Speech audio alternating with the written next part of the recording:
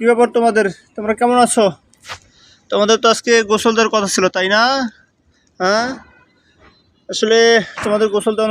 তাই তুমি বলো, তোমার কি খবর?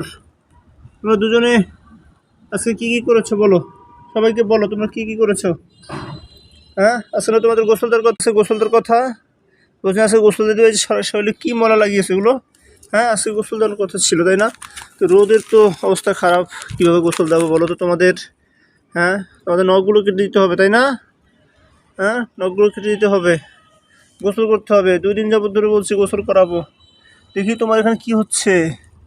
ও, তোমার এখানে সাদা সাদা ইয়া হচ্ছে, সাদা পশম হচ্ছে তোমার শরীরে।